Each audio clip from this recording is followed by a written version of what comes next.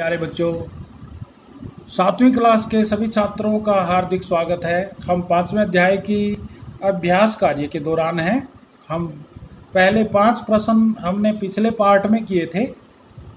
अब हम छठे प्रश्न से है और जो प्रश्न 6 है वो है हमारा स्थूल पदम आदृत्य मोटा अक्षर ध्यान में रखते हुए प्रश्न निर्माणम कुर्वन्तु, प्रश्न बनाइए। तो यहाँ थोड़े से एक जैसे दिखाई देंगे लेकिन आपकी बुक में आपको स्पष्ट दिखाई देंगे।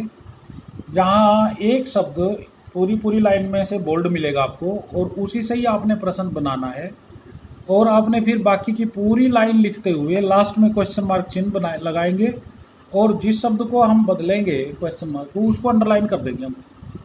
तो इस चीज़ का हमने ध्यान रखना है। तो पहला देखिए प्रश्न निर्माण करना है। पहली शब्द है खलस्य धनम मदाय भवति।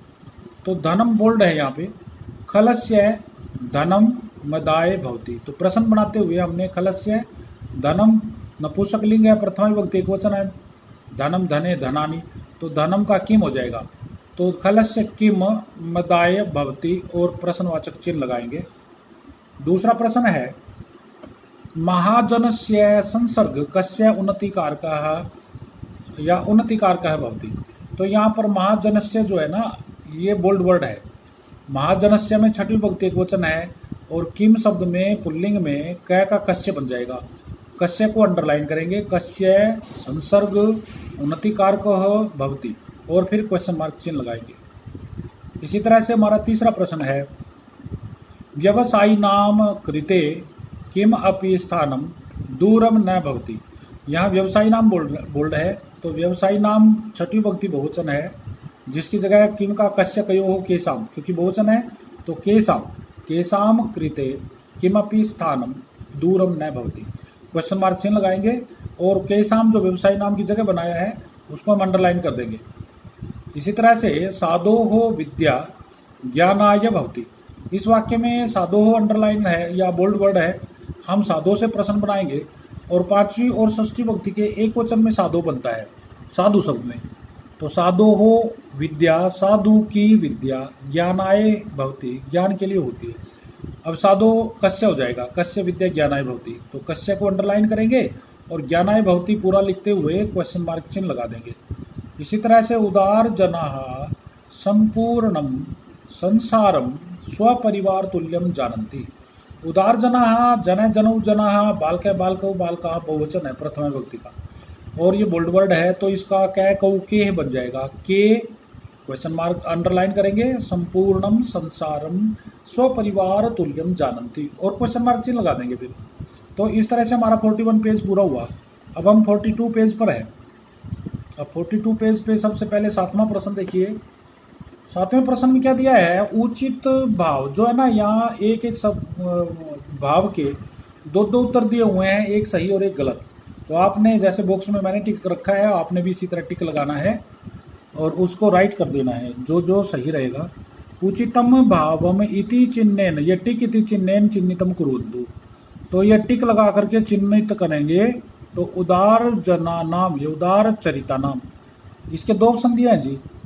ये साम हृदयम लघु भवति, जिनका दिल छोटा होता है तो वे उदार जन नहीं होते। ये साम हृदयम विशालम भवति, जिनका हृदय विशाल होता है वे उदार लोग होते हैं। तो यहाँ पर दूसरा राइट है, इसलिए सेकंड ऑप्शन में टिक लगा दो।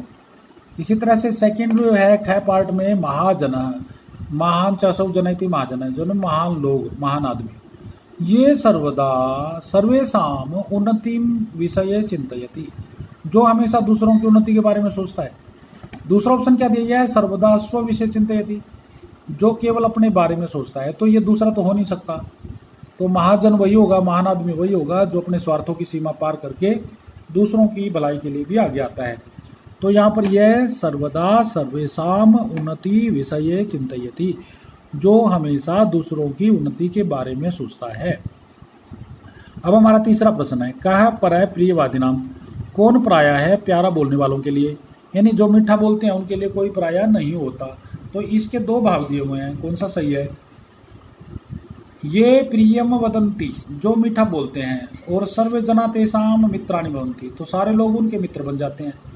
ये जना केवल मित्रैः सह प्रियं वदन्ति, केवल मित्रों के साथ ही प्यारा बोलते हैं, ते सज्जना संति, वे सज्जन होते हैं, ये गलत है। तो सभी के लिए मीठा बोलते हैं, इसलिए यहाँ पर हो गया हमारा तीसरा ऑप्शन का, तीसरे का फर्स्ट। अब आप देखें, पहले का दूसरा, दूसरे का पहला, तीसरे का पहला। अब मूल्यांकनात्मक प्रश्न, वैल्यूएबल क्वेश्चन है जी। इसमें क्या है कि भवान लड़कों के लिए, भवती लड़कियों के लिए, यानी आप या आप ज्ञानम प्राप्य अन्येषां, ज्ञान पाकर दूसरों का उपकार करने के लिए, उपकार आए, किम किम करिष्यति, क्या क्या करेंगे, दूसरों की भलाई हम कैसे कैसे कर सकते हैं अपने नॉलेज से। देखो, सबसे पहले तो अपना बिहेव बढ़िया करना होता है आदमी को, तो व्यवहार जब अच्छा करेंगे तो हम दूसरों के साथ भी अच्छा हो जाएंगे। तो इसलिए हम सब के साथ वैसे क्या है, प्यार से पेश आएँ, तो स्नेहम, फिर दूसरों का सहयोग करें, फिर और भी एक आर्य समाज का 7वां नियम है, सबसे प्रीति पूर्वक धर्म के अनुसार यथा योग्य बरतना चाहिए।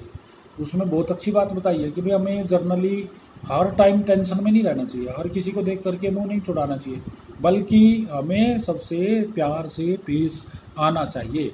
परंतु जो कोई हमसे प्यार नहीं करता, हमें उससे भी नफरत नहीं करनी चाहिए, बल्कि सावधान रहना चाहिए। तो इस तरह से हम ये जो मूल्यांकनात्मक प्रश्न है, इसके भाव जो समझ में आए वो यहाँ पर आप लिखेंगे। धन्यवाद।